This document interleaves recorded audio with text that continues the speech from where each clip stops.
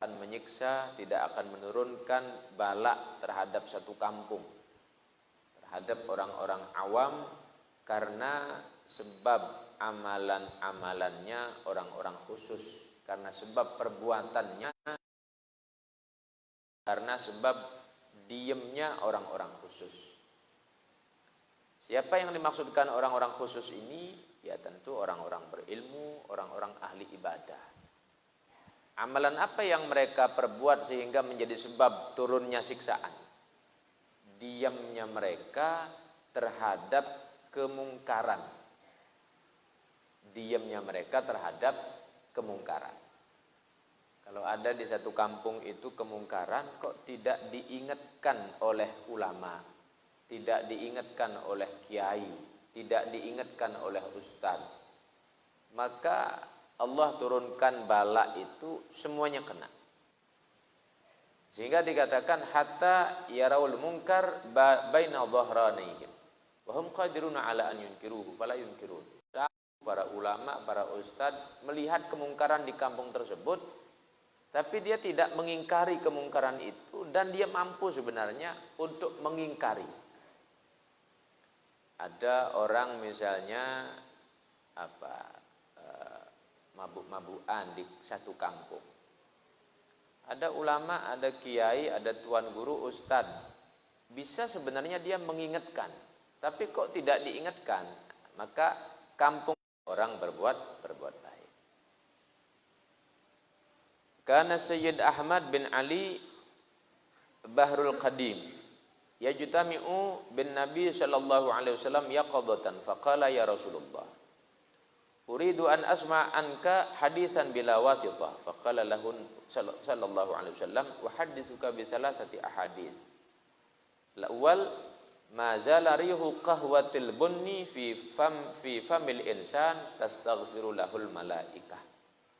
Tsani man ittakhadha subhatan liyadhkurallaha biha kutiba minadz dzakirin Allah katsira in dzakara biha aw lam yadhkur.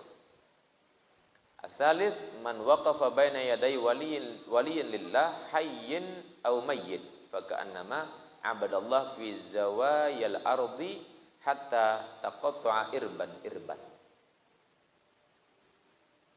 Seorang ulama Sayyid Ahmad bin Ali Bahrul Qadim, beliau itu berjumpa dengan Nabi dalam keadaan yaqadhah. Yaqadhah itu terang-terangan, ya.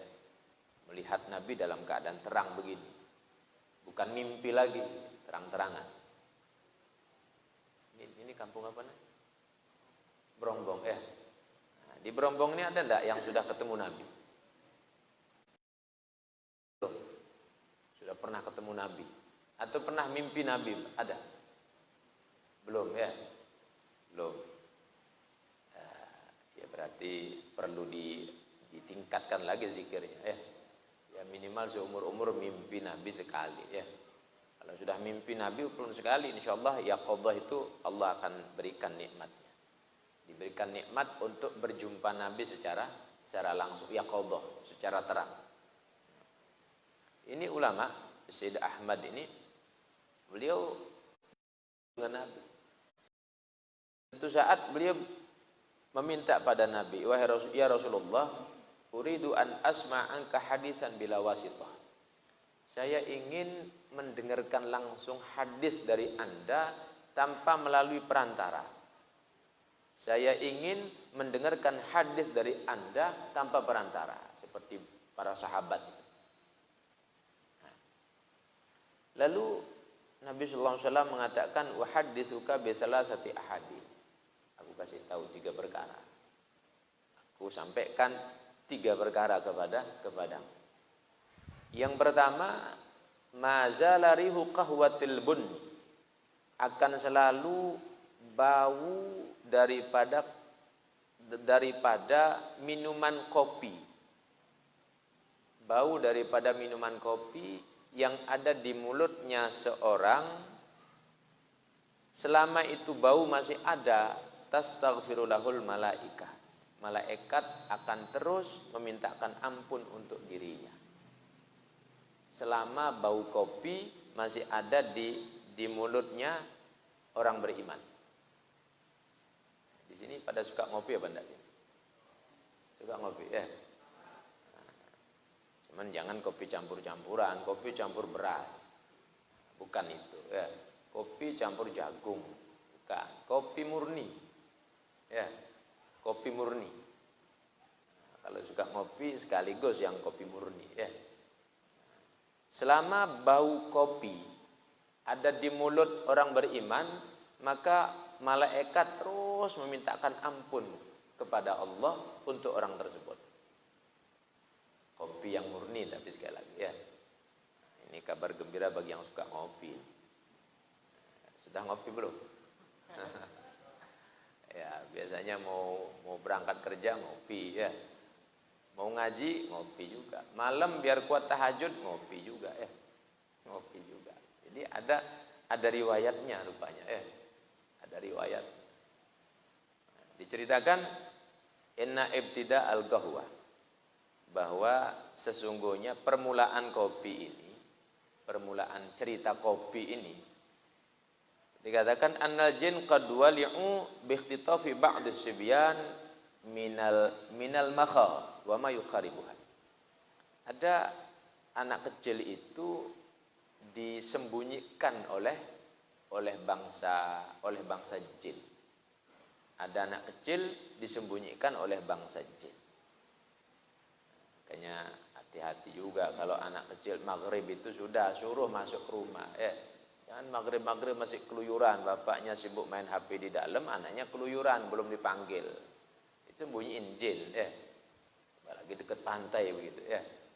Pantai itu kan tempatnya jin banyak tuh ya, kamar mandi, kolam-kolam renang, pinggir pantai itu kan tempatnya itu. Kalau sudah maghrib mereka keluar, suruh anak-anak itu masuk ya. Suruh anak-anak itu masuk. Sudah dalam rumah, pintu ditutup, sholat, habis itu ajak berzikir. Begitu kalau orang dulu ngajarkan ya. Nabi begitu juga mengajarkan. Nabi juga begitu mengajarkan. Jangan sampai anaknya maghrib masih keluyuran, masih mainan. Jangan salah-salah jin nanti yang ambil ya. Lalu keluarganya mengadukan kepada Syekh Al-Arif Billah Ali bin Umar Asy-Syadzili. Ulama wali ya, ulama wali. Syekh Ali bin Umar Asy-Syadzili. Diadukan. Wah Syekh, ini anak saya ini lama sudah hilang. Sudah lama hilang. Sudah berapa tahun? Sudah sampai sekian tahun sudah. Kurang lebih 8-9 tahun hilang, tidak ketemu. Mayitnya tidak ada, tapi juga ya ada kebimbangan. Ini anak bukan diculik, kalau sekarang kan musim penculikan ya. Penculikan nanti dijual anaknya 6 juta. Ada emang tukang-tukang culik ya. Ada tukang-tukang culik bayi itu. Hati-hati. Anak tuh bermain, hati-hati ya. Ada nyamar jadi pengemis, kadang nyamar jadi orang gila, tiba-tiba anaknya diculik. Akan didampingi kalau sekolah, dampingi ya. Kalau dulu pada cerita ini jin yang menculik. Kurang lebih 9-10 tahun. Lama diculik. Datang kepada Syekh Ali, disampaikan, Syekh Ali, ini anak saya kok hilang.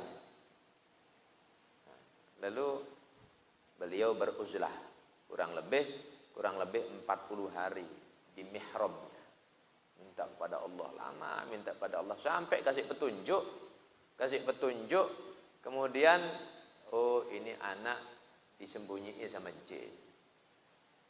Beliau punya karomah untuk datang ke alam mereka itu. Diambil. Sudah 90 tahun kurang lebih ya. Nah, bingunglah anak ini, mana ibu bapaknya, bingung dia tidak kenal sampai. Ketika kebingungan itu, lalu Syekh Ali kemudian memohon pada Allah. Lalu bermimpilah satu malam berjumpa dengan Rasulullah. Bermimpi berjumpa dengan Rasulullah. Ya Rasulullah, saya ini punya masalah. Ini anak ini tidak sadar ini. Tak sadar bagaimana solusinya. Kemudian dalam mimpi itu Nabi memberikan dahan.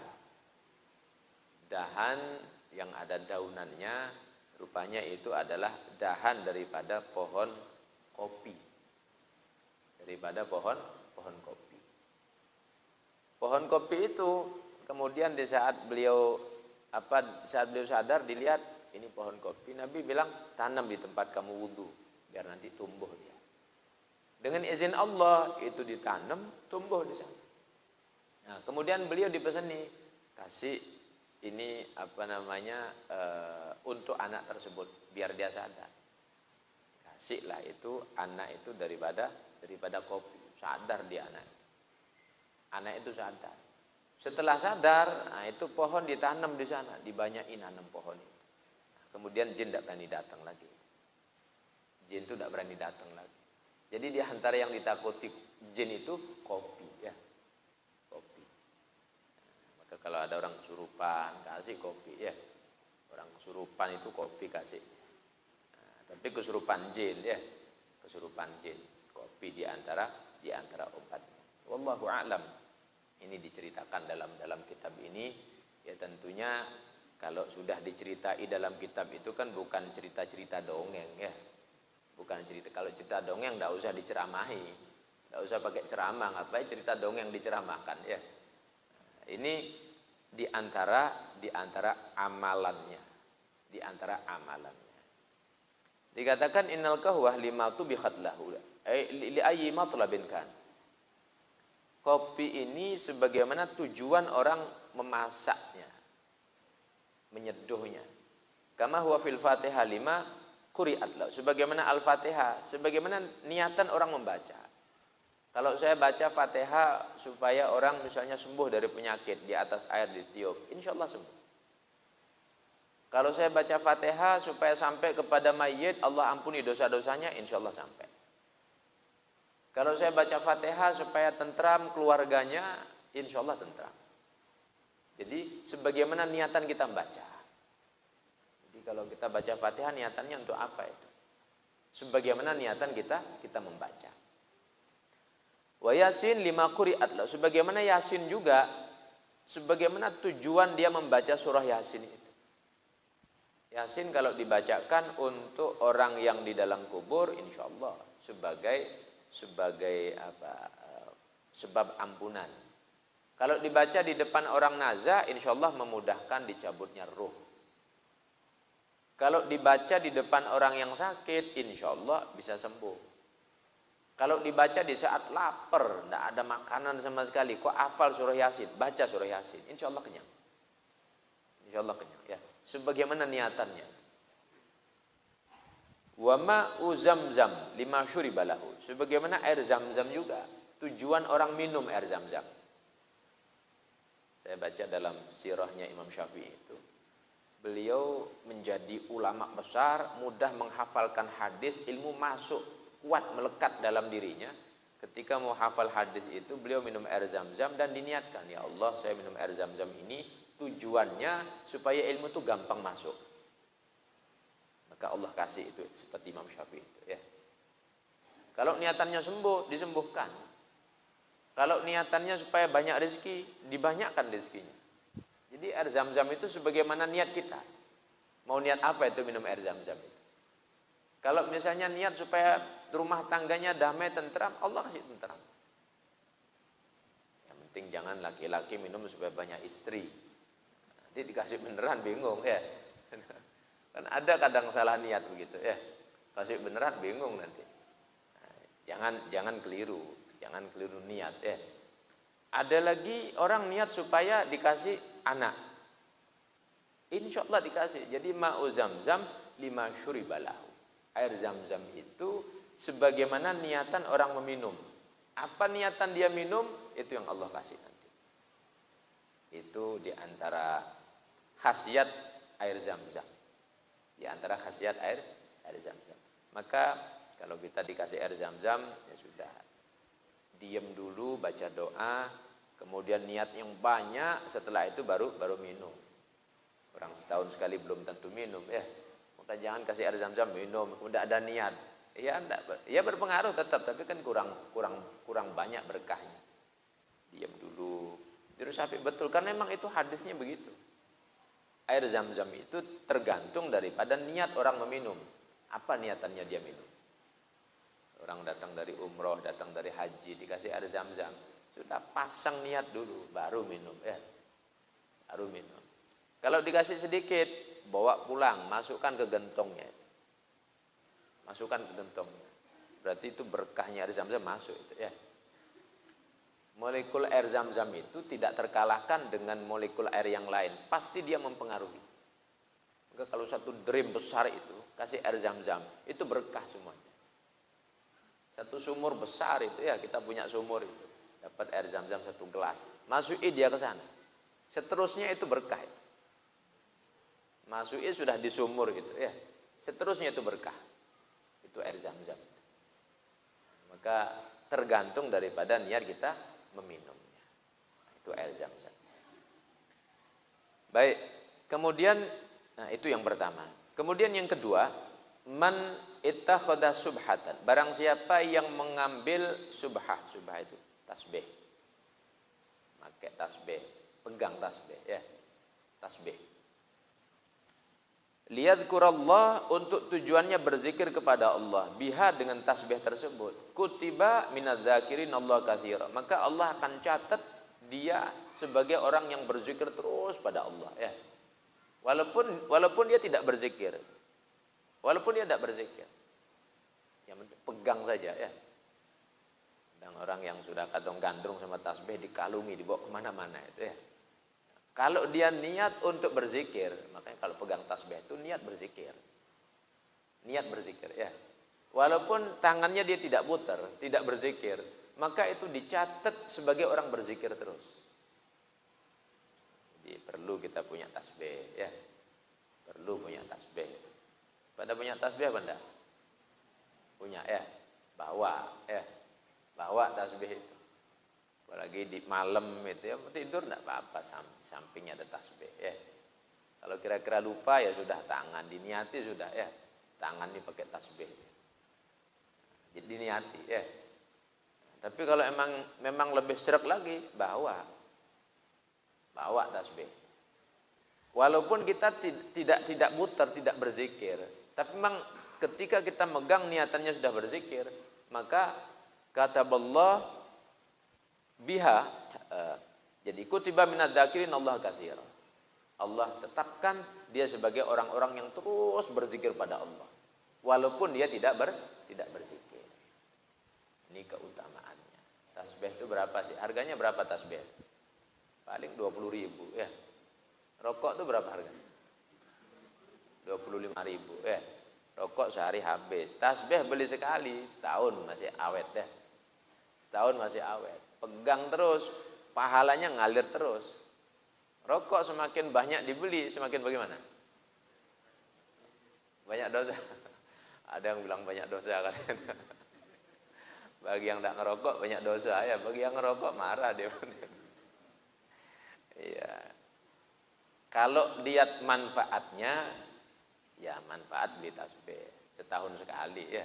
Ya minimal tiap puasa lah, mau Ramadan beli tasbih, ya. Beli tasbih. Kalau ada orang pulang haji tanya, bawa tasbih apa enggak? Minta tasbih, ya. Kadang orang kan bawa tasbih, kadang bawa siwak, ya. Bawa air zam-zam, ya sudah itu saja diminta. Laki perempuan sama. Laki perempuan sama. Pegang sudah tasbih, ya. Pegang sudah tasbih. Diniati untuk kita berzikir kepada Allah.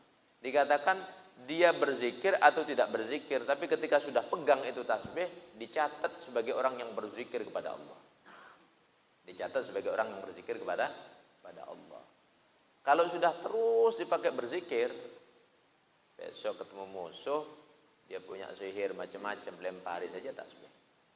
Ini tasbih ini saya dikasih Sayyid Ahmad bin Muhammad bin Alwi Al-Maliki. Tasbih ini saya dikasih hadiah, ya.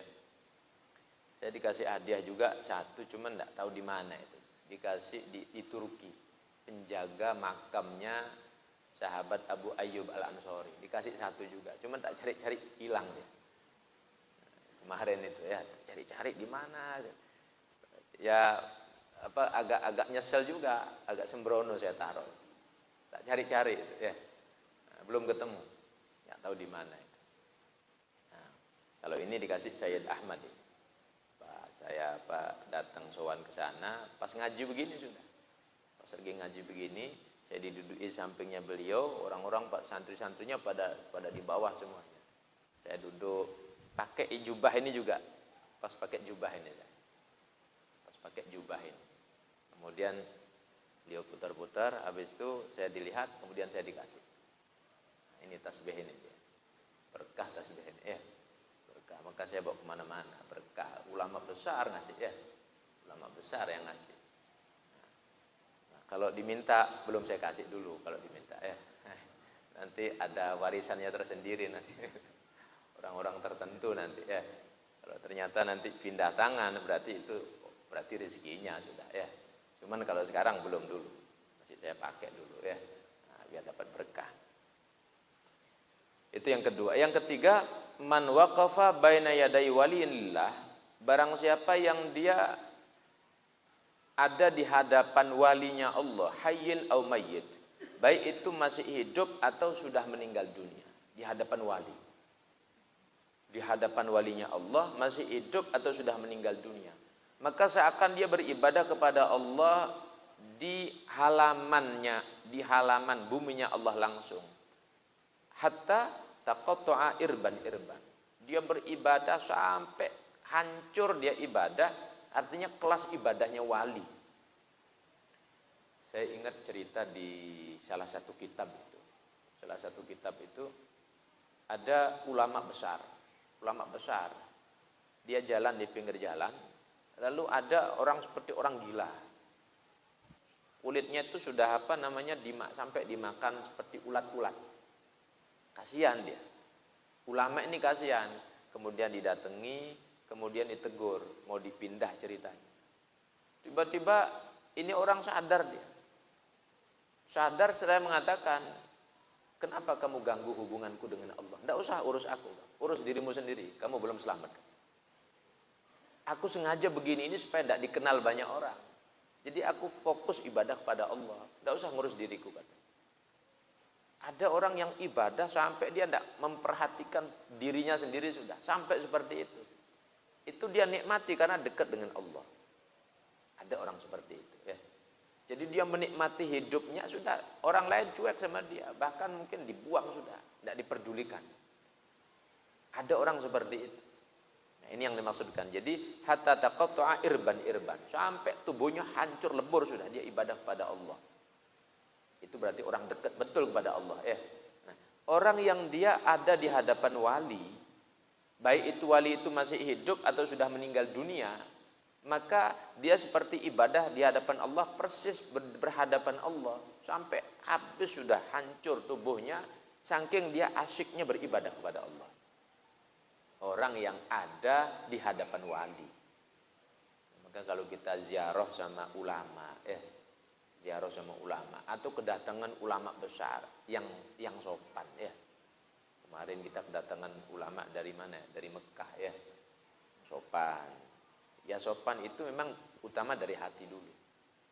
Kalau dia walinya Allah, kok dia sedikit rela kepada kita, ikhlas kepada kita, memberikan sesuatu, sudah cukup sudah. Cukup sudah ya. Sedikit dia rela sama kita, ridho sama kita, seneng, apalagi dia mendoakan kita. Cukup sudah. Cukup sudah. Syekh Abdul Qadir Jailani itu dari tingginya pangkat kewaliannya beliau, dikatakan semua wali-wali Allah itu ada di bawah telapak kakinya Syekh Abdul Qadir Jailani.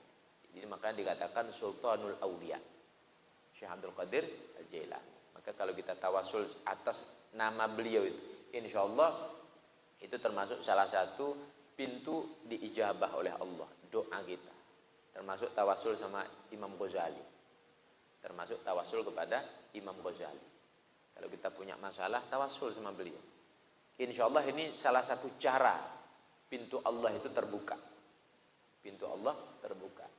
Syekh Abdul Qadir Jailani itu, beliau pernah memberikan satu jaminan.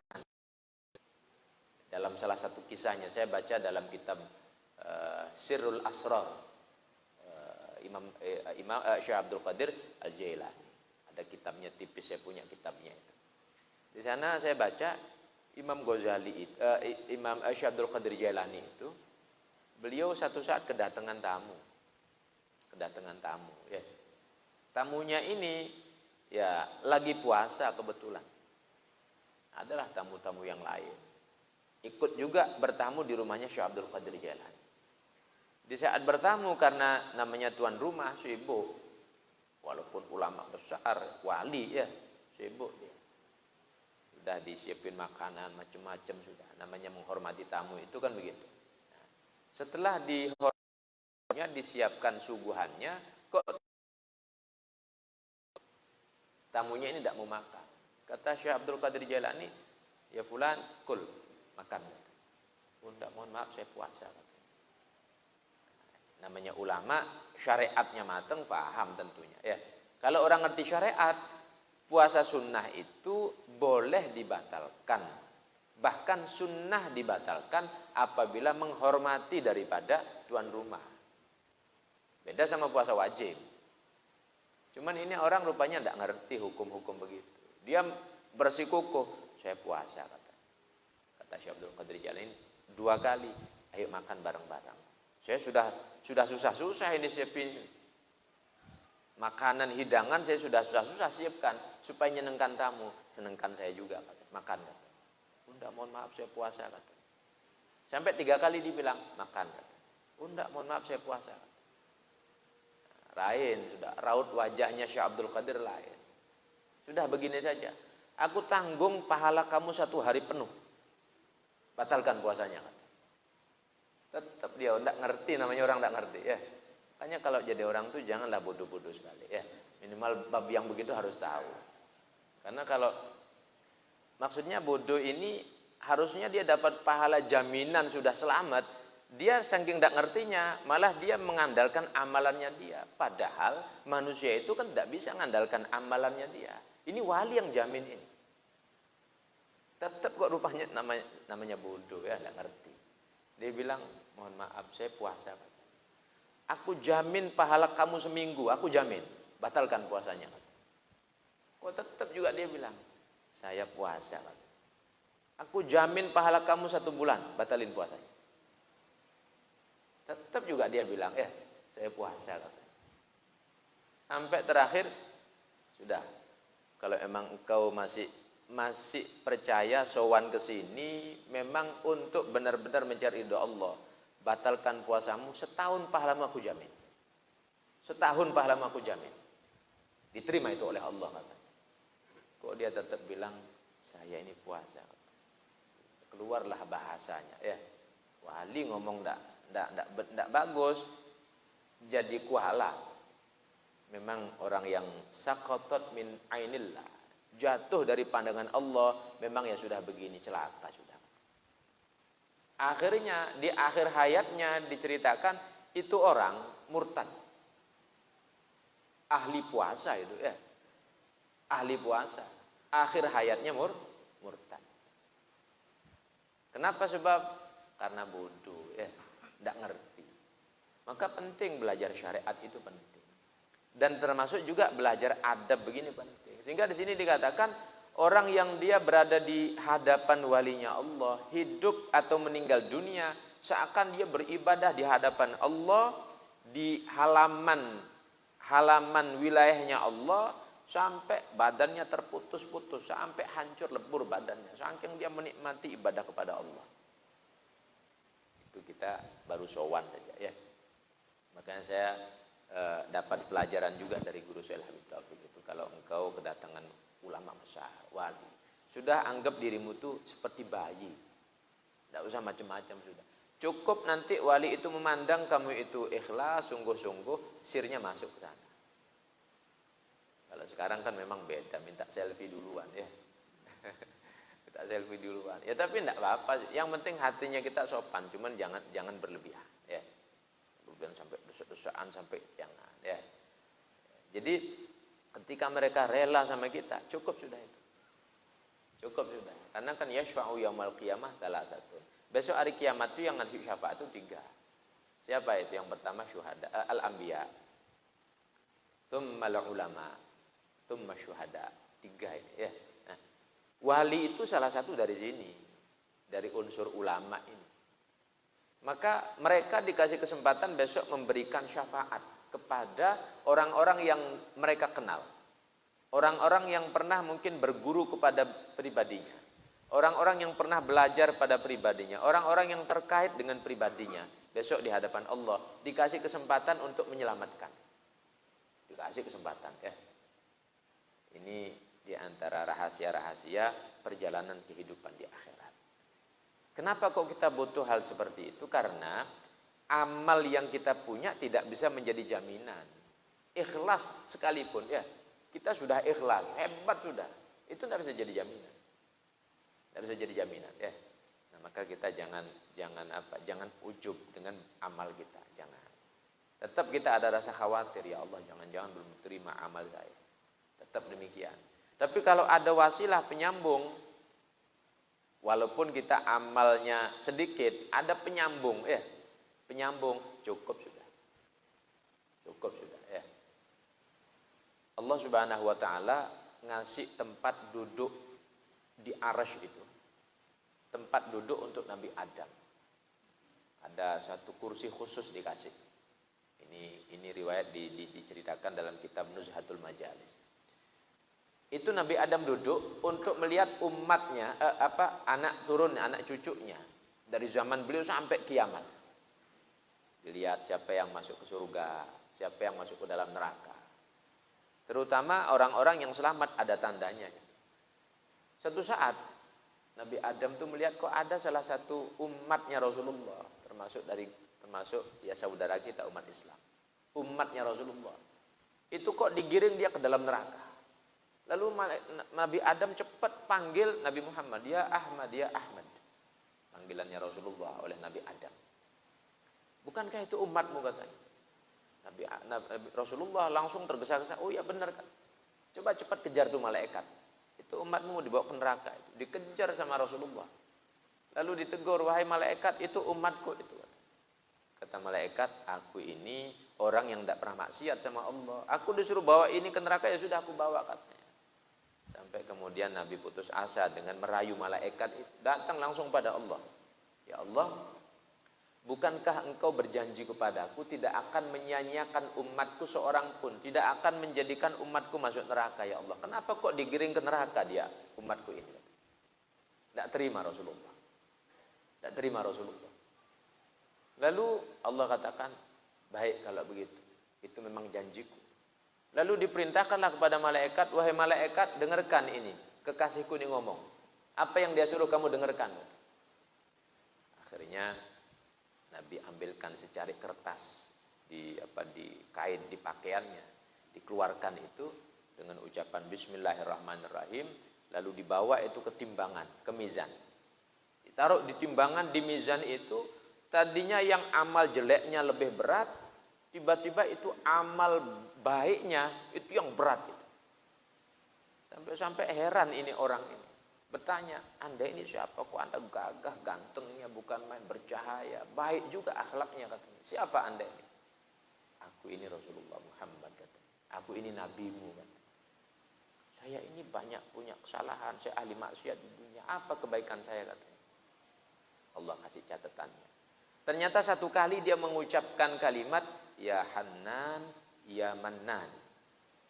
Satu kali saja dia ucapkan itu. Ya Hannan, ya Mannan. Apa artinya Hannan itu adalah zat yang memberikan sesuatu kepada orang-orang yang sudah berputus asa. Itu artinya ya Hannan. Ada orang sudah berputus asa, berpaling sudah. Kira-kira tidak ada harapan. Tapi dia masih mau berharap. Itu kalimat ya Hannan. Dia sebelum berdoa ya. Itu artinya ya Hannan. Ya Mannan apa artinya? Zat yang memberikan sesuatu sebelum diminta. Itu artinya ya Mannan. Kok ini hamba ini pernah mengucapkan itu kalimat? Mungkin pas nyanyi dia ya. Hannan ya Mannan ya Qadimal Ihsan. Mungkin dia menyanyi mungkin ya. Ikhlas dia ucapkan itu kalimat. Allah selamatkan itu. Allah selamatkan ya. Nah, maka kalau kalimat-kalimat begitu saja bisa menjadi sebab kebaikan keselamatan kita, apalagi yang memang jelas-jelas walinya Allah. Maka jelas-jelas walinya Allah. Nah, kita tidak tahu walinya Allah itu siapa ya. Nah, cuman kalau itu ulama besar, hati-hati. Hati-hati ya. Jangan kita su'ul adab, jangan kita tidak sopan. Kalau itu ulama-ulama besar. Kalau kita sampai su'ul adab, tidak sopan, lalu kita mengetahui, nah itu bala itu ya. Itu bala itu. Dalam hadis qudsi dikatakan, apabila Allah Subhanahu wa taala ingin mencelakakan manusia itu, maka dijadikan dia itu menyakiti walinya Allah. Kalau Allah ingin mencelakakan, maksudnya menjadikan orang itu celaka, maka dijadikan orang itu memusuhi, menyakiti walinya Allah. Hati-hati ya. Kalau ulama-ulama besar, apalagi sekarang musim media ini orang gampang main caci-cacian. Jangan ikut-ikutan ya. Kalau kita tahu itu ulama besar, apalagi lurus, orangnya kenceng, tidak macam-macam ya. Kalau orangnya aneh-aneh pun ya dilihat-lihat keanehannya, sudah sebatas itu. Kita tidak usah komentari. Apalagi orangnya lurus, kenceng, orangnya tidak pernah macam-macam ya. Tidak pernah dia melanggar syariat, kemudian bilang agama begini, aturan begini, yang lurus-lurus saja dia. Syariatnya lurus-lurus saja. Itu ulama besar, jangan-jangan dia walinya Allah. Maka yang jelas kita perlu punya sopan ya, perlu punya sopan. Nah, sehingga pentingnya ngaji begini ini kan untuk memahamkan kita, untuk menyadarkan kita. Pentingnya kita punya amal dan pentingnya kita untuk punya rasa hormat. Nah, karena ini semuanya menjadi wasilah. Ya mudah-mudahan kita diistiqomahkan mengaji, istiqomahkan belajar agama, dapat membuka pintu hati kita, pintu hidayah Allah, pintu taufik dari Allah untuk kita lebih semangat, untuk kita lebih istiqomah dalam belajar agama, dan tentunya lebih istiqomah dalam kita beribadah kepada Allah Subhanahu wa taala. Amin ya rabbal alamin. Fikihnya sampai di mana ya? Ada yang ingat? Ya? Bab istinja masih ya? Sedikit lagi saya bahas fikihnya.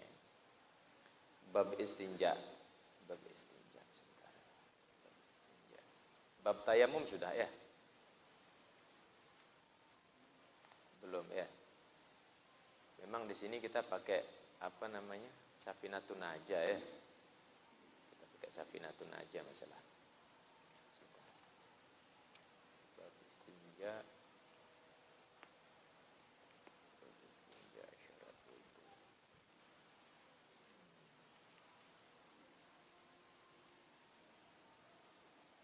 Baik. Bab bersuci ya, beristinja. Bahwa di dalam ketentuan sholat, kita ini diberikan aturan-aturan supaya sholat kita sah. Dalam aturan sholat, diberikan aturan-aturan supaya sholat kita sah. Karena kalau misalnya tidak mengerti aturannya, diterjang saja itu aturan karena tidak mengerti, akhirnya perintah yang Allah perintahkan itu tidak sempurna. Kalau tidak sempurna, tidak akan sampai kepada Allah. Maka bab ini kita pelajari tujuannya untuk mengesahkan ibadah kita. Itu tujuannya. Apa istinja itu? Adalah talabu qat'il adha, meminta kepada Allah untuk terbebas daripada penyakit. Secara bahasa, istinja itu membebaskan kita daripada penyakit. Apa kaitannya? Memang orang kencing, habis kencing dia tidak cebok, jangan dianggap tidak ada bakterinya itu ya. Itu ada bakteri. Makanya orang kalau kencing sering tidak cebok, atau kencing tidak cebok kemudian masuk ke celana. Itu celana bakteri jamuran, bisa jadi kanker nanti ya. Kenapa Islam mengajarkan habis kencing cebok, istinja? Supaya bakteri-bakteri itu tidak sampai nanti meracuni, merusak tubuh kita. Itu diantara tujuannya. Wanita juga begitu sama ya. Karena memang sesuatu yang keluar itu najis, dan najis itu berarti sudah pasti tidak bagus. Buang air besar juga kan sama ya. Buang air besar. Kalau dibiarkan misalnya tidak diceboi, ya sekedar dilap saja begitu, bisa jadi bakterinya itu akan menjadikan penyakit-penyakit yang lain. Itu alasannya, maka istinja itu penting bagi kita. Selain juga, kalau sudah najis pakai sholat ya tidak sah.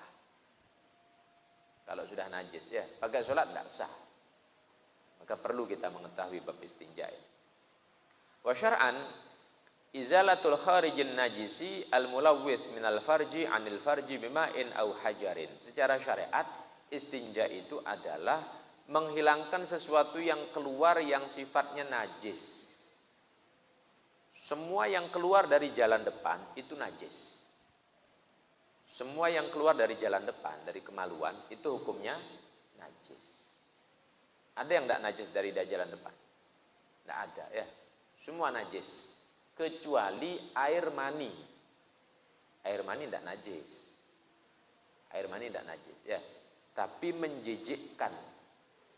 Air mani tidak najis. Kalau ada orang bermimpi, pas tidur dia mimpi, kemudian sarungnya kok basah. Basah, setelah lama kering, dia kalau digaruk itu mengapur. Berarti itu air mani itu ya. Nah, beda lagi kalau air madhi. Air madhi itu basah, nanti kering dia mengental, keras, kuat. Itu kalau air madhi. Beda lagi kalau itu wadi. Kalau wadi itu dia basah, nanti kalau kering ya sudah kering dia. Kering, hilang, tidak bekas. Nah, 3 sifat, 3 cairan ini, yang pertama air mani itu tidak najis. Biasanya dia kalau sudah kering mengapur. Kalau basah dia bau duren. Air mani itu kalau basah bau duren ya. Yang suka makan duren tahulah rasanya baunya ya. Air mani kalau basah bau duren. Kalau sudah kering bau telur. Itu air mani itu ya. Sifat-sifatnya itu air mani. Coba saja dibaui kalau pas kering basah. Maksudnya untuk bedakan, oh ini najis, ini bukan najis. Artinya sampai detail gitu agama menjelaskan supaya kita tahu, oh kalau air mani nempel enggak apa-apa, enggak najis. Supaya kita tahu ya. Jadi bukan sekedar oh ini kok pakai ciri-ciri tanda-tanda sebegitunya, supaya kita jelas. Fikih itu kan begitu ya. Jadi fikih itu wilayahnya seperti itu, supaya kita jelas.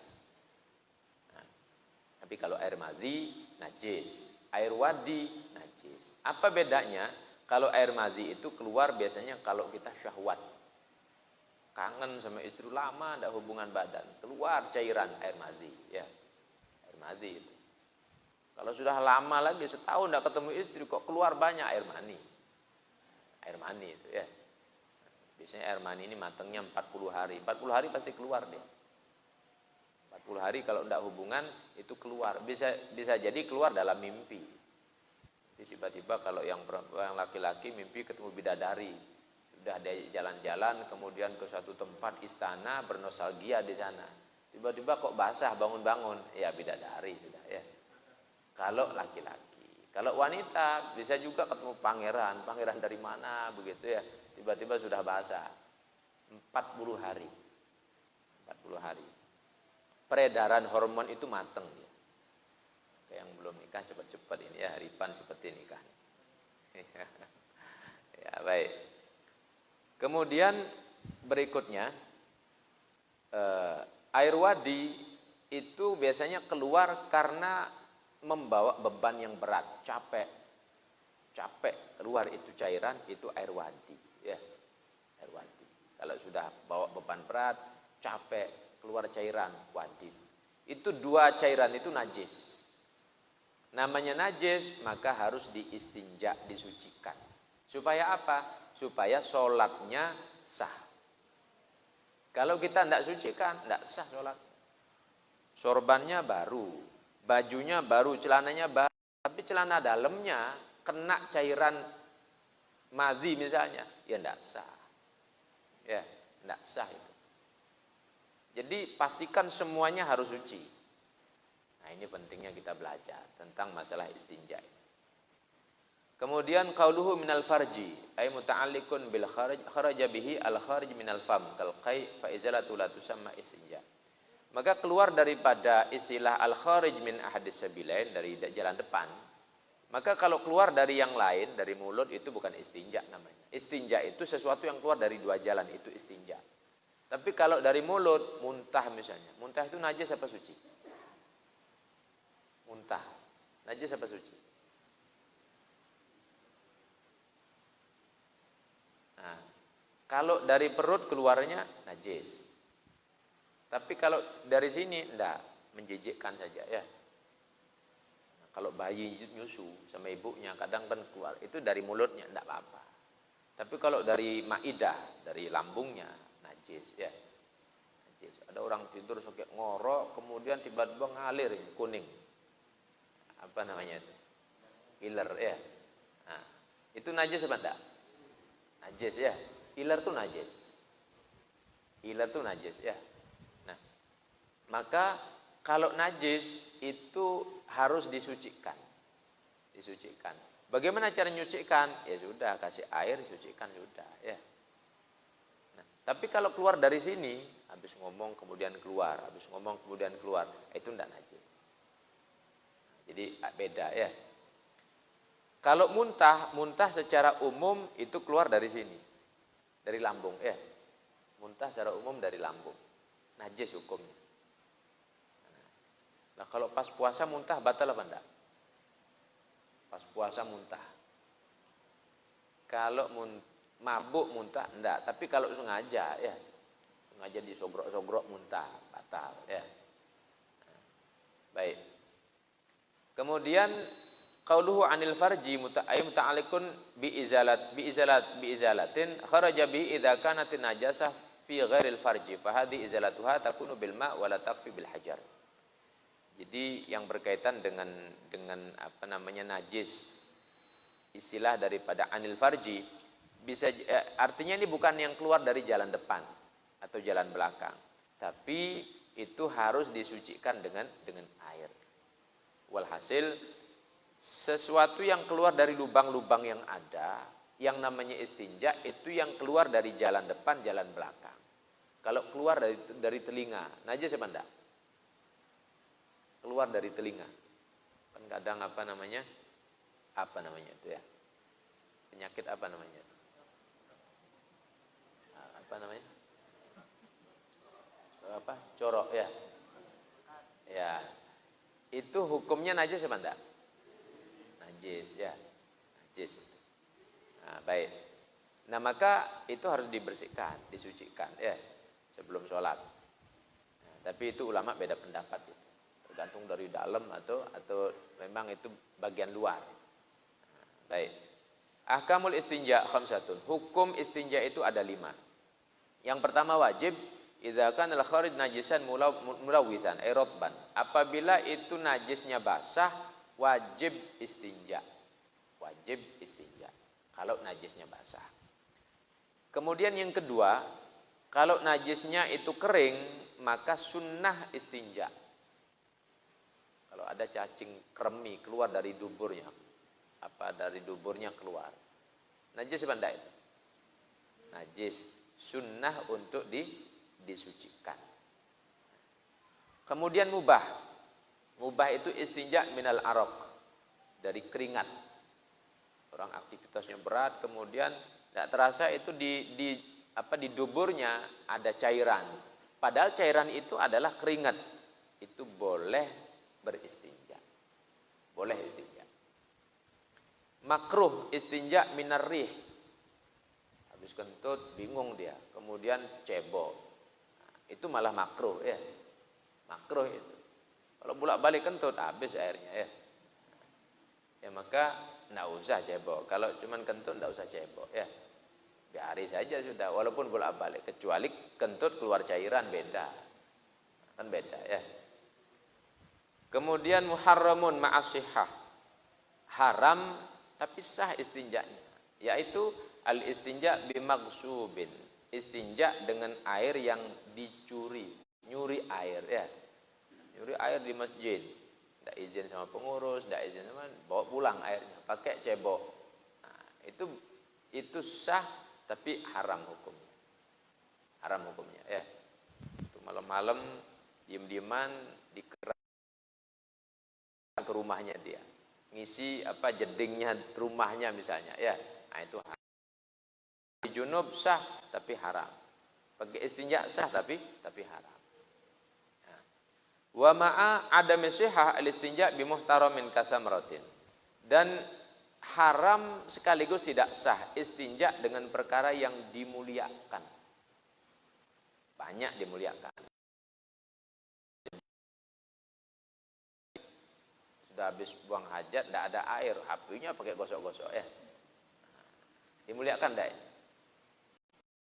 Ya, tidak boleh ya. Atau misalnya sorbannya dipakai ya. Tidak boleh itu.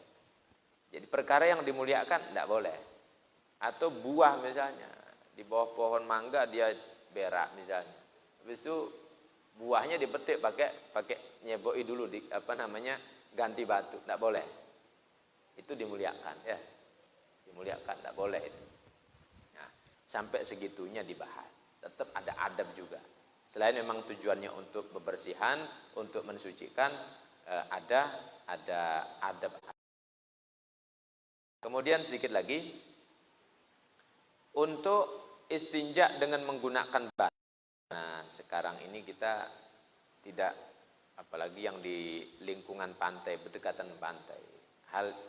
Namanya air itu kan subur, makmur. Maka tidak penting sebenarnya bab ini.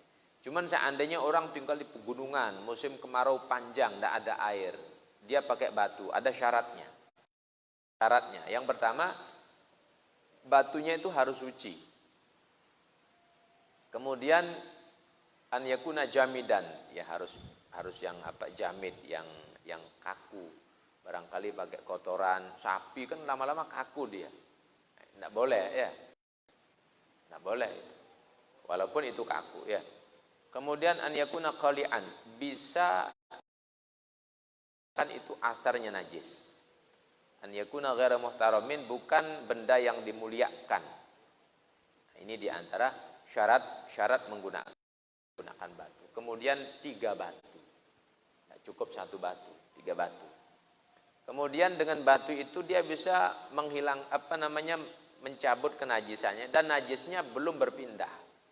Ada orang mencret misalnya, ya, maka tidak bisa pakai batu itu, harus pakai air sudah. Kalaupun misalnya tidak ada air, dia sholat, ya berarti tidak sah, ada asarnya najis itu, tidak sah sholat. Biasalah si mashatin, 3 kali usapan, 1 batu sekali, nanti batu lagi 2 kali, batu lagi 3 kali. Atau kalau sekarang tisu, nah, tisu itu bisa dipakai. Bisa dipakai. Nah, tapi kalau ragu-ragu karena memang asarnya itu ada ya. Nah, maka seperti di pesawat, habis kencing dia pakai. Kok sholat? Ya nanti wajib ngulangi sholat. Wajib ngulangi sholat. Itu sholat dihormati waktu saja. Kemudian an la yajifan najis. Belum kering itu najis. Kalau sudah kering, belum berpindah, an la yatura alaihi akhar, belum bercampur dengan najis yang lain. Ini diantara bab tentang istinja. Yang terakhir di sini dibahas tentang adab qada'ul hajah. Adab yang pertama, lubsun na'lain. Kalau kita masuk ke kamar mandi mau buang air besar, pakai sendal. Itu sebenarnya sunnahnya ya. Itu sunnahnya sebenarnya. Makanya kalau perlu itu disiepi sendal sebenarnya ya. Kalau perlu. Bukan pakai, kalau perlu. Sunnahnya disiepi sendal. Kamar mandi kita itu kasih sendal dia. Sendal jepit itu ya. Sunnahnya begitu. Kenapa? Jin itu dia masuk dari telapak kaki, dari ubun-ubun. Nah, maka Nabi menganjurkan kalau kamar mandi pakai anduk, tetap tutup kepala, pakai sendal ya. Begitu sebenarnya. Nah, jangan nanti masuk kamar mandi dilepas sandalnya, kebalik. Ya, kebalik. Masuk kamar mandi pakai sandal. Satrul ra'si, nutup kepala. Kemudian adzikru 'inda dukhul, baca doa. Bismillahi Allahumma inni a'udzubika minal khubuthi wal khaba'ith. Khubus itu jin laki-laki, khaba'ith itu jin perempuan. Khubus jin laki-laki, khaba'ith jin perempuan. Taqdimu yasarihi 'inda dukhul, mendahulukan yang kiri waktu masuk. Masuk kaki kiri. Taqdimu yaminihi 'indal khuruj, ketika keluar kaki kanan. Masuk kamar mandi kaki kiri, keluar kamar mandi kaki kanan. Tidak boleh bawa zikir atau kullu mu'azzamin, semua yang diagungkan. Apapun ya. Ada kaos tulisan la ilaha illallah, lepas dulu kaosnya, jangan bawa masuk. Ada tulisan Ar-Rahman, itu dimuliakan di kaosnya ya, lepas dulu, jangan bawa masuk. Tidak boleh bawa masuk ya. Kopiahnya ada tulisannya Bismillahirrahmanirrahim, lepas dulu, jangan bawa masuk. Jadi semua yang dimuliakan itu ya. Cincin ada tulisan la ilaha illallah misalnya, lepas, tidak boleh bawa masuk ya. Itu adab-adabnya diantaranya. Termasuk pamithluhu al-kutub al-ilmiyah wa asma'ul ulama. Kitab-kitab agama ya, seperti hadis, kemudian berjanji termasuk ya. Ya yang ada ilmu agamanya, terus nama-nama ulama. Kalau dia lupa, masukkan ke kantong. Kadang lupa bawa itu, sudah masuk, masuki ke kantong. Kalau bisa keluar dulu. Kemudian termasuk al-julus, dibuang dalam buang hajat itu duduk ya. An la yatakallama, jangan ngobrol-ngobrol. Kadang masuk kamar mandi nelpon, lama dia nelpon ya. Di kamar mandi dia nelpon. Ngobrol begitu ya. Nah, makruh hukum. Nah, orang juga tahu dia ini kayaknya kok di kamar mandi nelpon, tidak sopan ini. Kan suaranya kan menggema kalau kamar mandi itu. Kalau orang tahu kan kurang sopan. Kemudian tidak boleh meludah. Tidak boleh meludah di kamar mandi. Tidak bermain dengan tangannya. Tidak mengangkat bajunya sebelum di dalam. Ada kadang ini kurang pas ya. Sudah dari mau masuk kamar mandi sudah dibuka dulu sehingga kelihatan sudah auratnya ya. Nah, tidak boleh begitu. Kadang di masjid-masjid kadang buka duluan baru dia masuk. Masuk kamar mandi dulu baru buka. Ini biasanya kalau yang laki-laki, biasanya kalau yang wanita sih di dalam baru dibuka. Ini kalau yang laki-laki kadang sarungnya diangkat begitu, belum masuk kamar mandi. Nah, ini tidak boleh ya, tidak boleh. Kemudian yang terakhir at-tanahnuh. Tanahnuh ini mendehem. Kalau habis buang air kecil mendehem supaya tuntas semuanya. Mendehem. Dan sembari juga diurut. Intinya supaya tuntas itu keluar air seninya. Ini diantara sunnah-sunnahnya, adabnya ketika kita masuk ke kamar mandi, ketika kita membuang hajat. Dari beberapa sunnah ini tentunya kalau kita laksanakan pahala, kalau kita tidak laksanakan ya jadi Allah benci. Itu diantara ketentuan-ketentuan. Baik, sampai di sini saya menjelaskan. Nanti berikutnya bab mandi besar, bab mandi junub. Nah, kita akan bahas nanti ya. Baik, sebelum diakhiri ada pertanyaan, saya persilakan.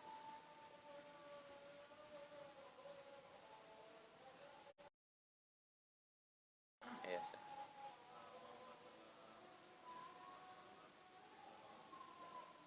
Ya.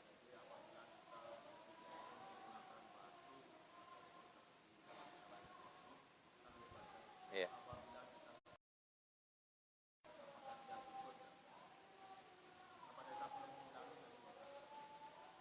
Baik. Kenapa kok diberikan rincian begini supaya pasti itu bersih? Nah, maka kan ada syarat-syaratnya. Kalau orang tidak tahu ilmunya lalu asal-asalan yang penting gosok-gosok begitu ya, harus ngulangi dia. Lebih-lebih kalau itu kaitan dengan masalah sholat. Jika ragu-ragu, jangan-jangan masih ada bekasnya. Ya kalau ada bekas najis ya tidak sah sholatnya. Maka harus diulangi. Nah, jadi karena berkaitan dengan syarat sah sholat masalahnya ya. Baik. Ada lagi?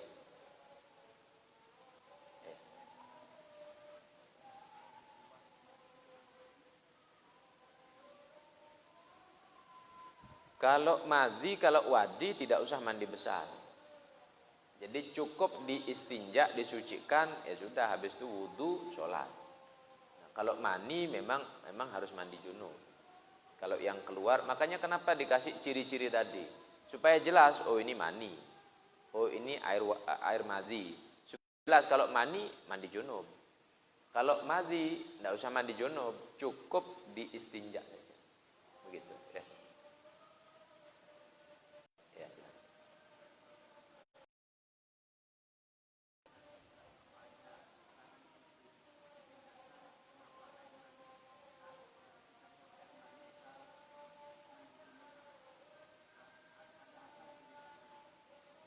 Ya. Air mani itu keluar daripada dasar penciptaan manusia. Sebagaimana ruh itu keluar daripada dasar proses hidupnya manusia. Jadi sesuatu yang keluar dari dasar kehidupan atau asal kejadian itu menjadi alasan. Maka harus dinetralkan, dinormalkan. Selain memang juga kalau itu keluar air mani memang ada lemah ya. Walaupun dia tidak dia kendor. Kaku maksudnya ya. Nah, dikendorkan dengan air. Alasannya. Yang ketiga, ya memang ketentuan Nabi mengatakan demikian. Jadi al-ma'u minal ma'. Air itu dari air. Maksudnya bagaimana? Kalau sudah keluar air mani maka mandi. Jadi innamal ma' itu adalah karena terjadinya air yang pertama itu mandi junub. Kenapa mandi junub? Karena keluar air mani. Itu alasannya. Maka kenapa orang kalau keluar air mani itu mandi junub. Begitu ya. Ada lagi? Ibu-ibunya ada? Oh ya, sudah.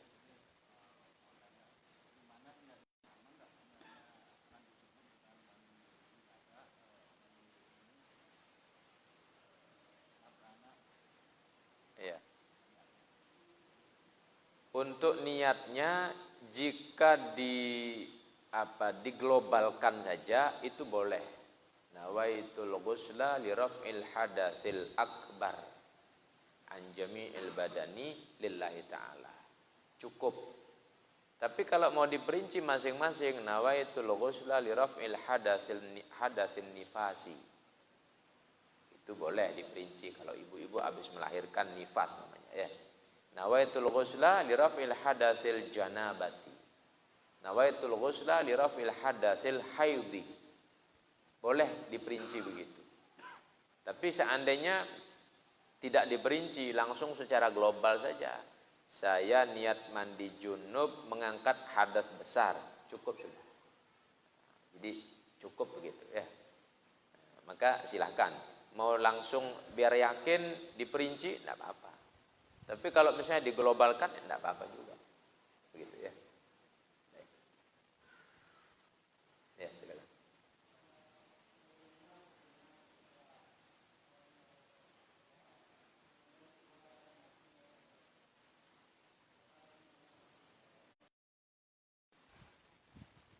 Kalau dalam keadaan sholat keluar tanpa disadari, yang namanya tidak sadar kan ya pasti lanjut sholatnya. Tapi kok setelah sholat kita lihat cek kok ada cairan, pasti ngulangi sholatnya. Karena dengan keluar cairan tersebut berarti dia berhadas kecil. Karena berhadas kecil maka dia harusnya wudu. Tidak boleh dia sholat lanjutkan kalau hadas kecil kan begitu. Nah maka berwudu, dibersihkan dulu, wudu, ulangi sholat. Begitu ketentuannya ya. Namun kan itu kita tahu kalau sudah selesai. Begitu ya. Baik. Ada lagi?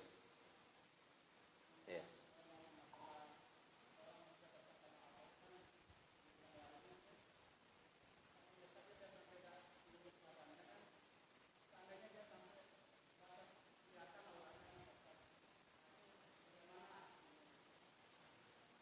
Maksudnya sudah dekat sama Allah.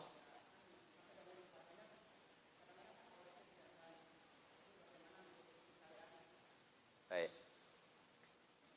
Orang yang dia dekat kepada Allah walaupun kelihatannya dia tidak tertata, tidak teratur, dia biasanya ngerti batasan-batasan itu.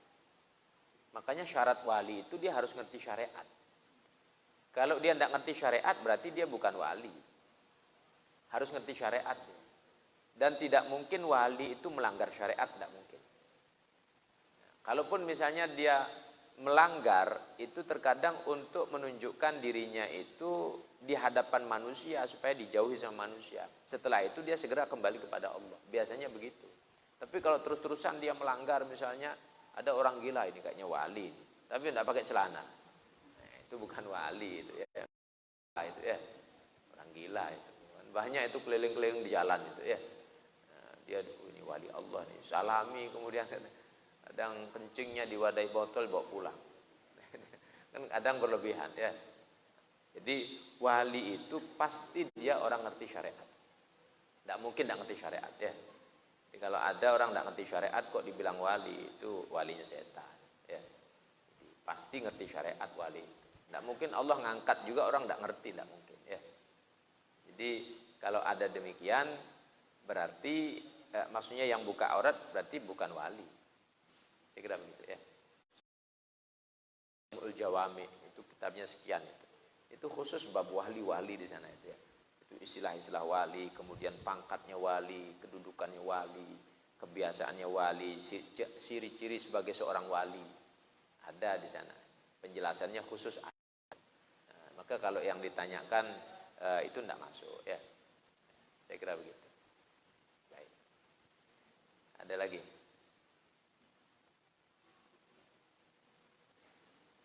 Silakan ya. Satu lagi silakan.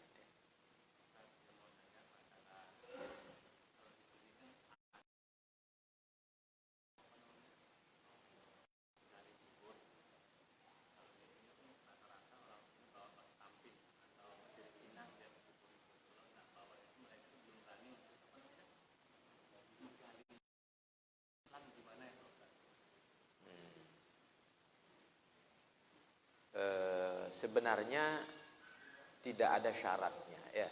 Ini kalau kita bicara syariat.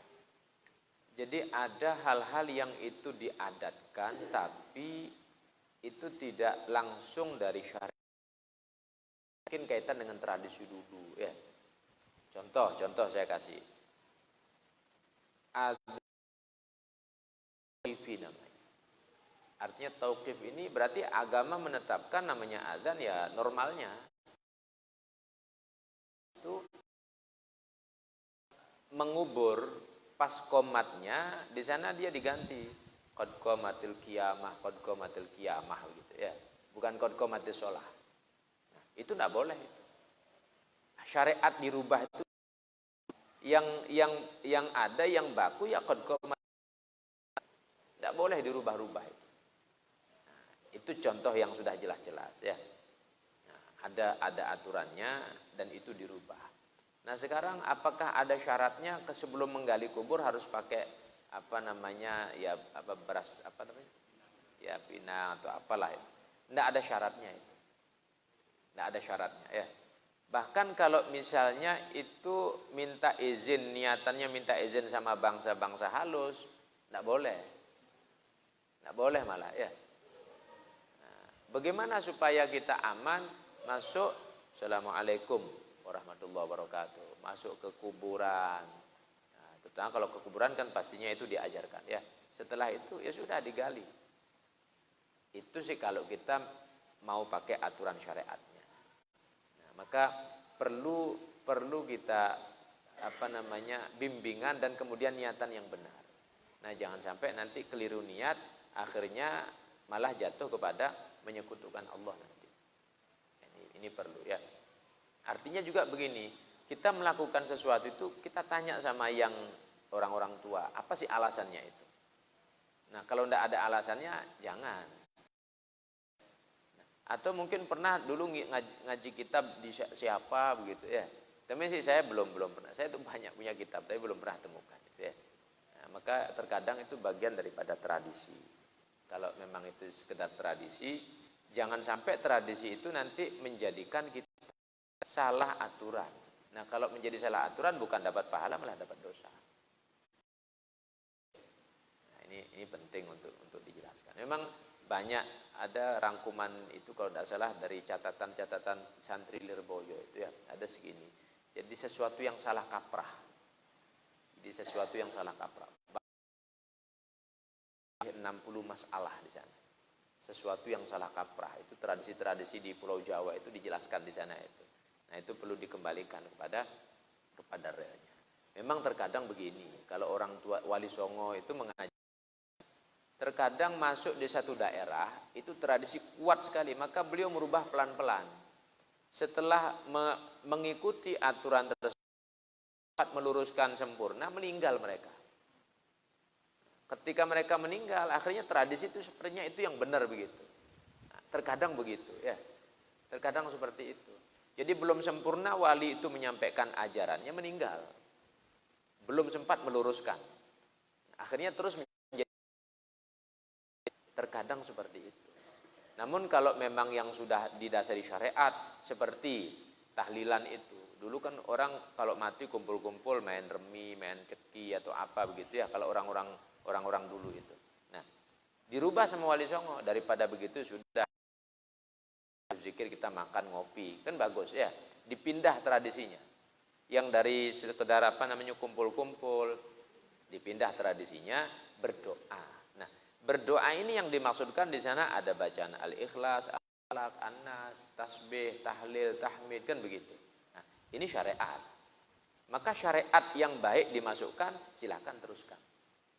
Sehingga tahlilan itu kan dari tradisi lama berkumpul-kumpulnya, yang tadinya sekedar kumpul, kadang main ceki, main remi ataupun apa, kadang ya sekedar kumpul-kumpul, dirubah, baca yasin, baca tahlil. Itu pergeserannya seperti itu. Nah, kalau memang sumbernya dari agama, lanjutkan. Nah, saya kira begitu ya, supaya kita beramal itu dapat pahala. Baik ya.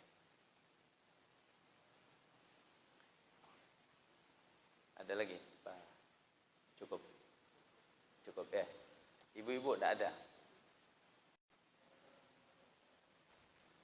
Oh, ya. Baik, cukup kalau tidak ada ya. Nah, saya punya pesan satu. Ini mumpung masih di bulan Rajab, karena emang saya sampaikan di semua majelis ya. Kita berdoa kepada Allah, baca istighfar pagi 70 kali atau sore 70 kali. Allahumma gfirli warhamni wa tub alayya. Sudah baca atau belum? Belum ya.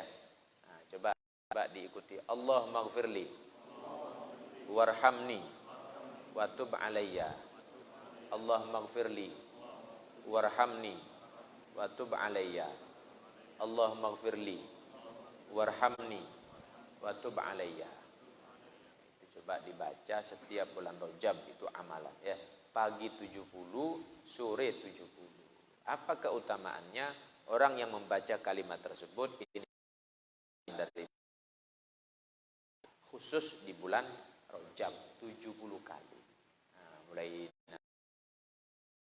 habis sholat Isya nanti baca, putar tasbihnya 70 kali. Allahumma gfirli warhamni wa tub alayya. Allahumma gfirli warhamni wa tub alayya. Allahumma gfirli warhamni wa tub alayya. Pagi habis subuh baca lagi, sore baca lagi ya. Nah, ini amalan daripada bulan Rajab. Insyaallah diberikan berkah hidup kita ya. Baik, kita akhiri Al-Fatihah.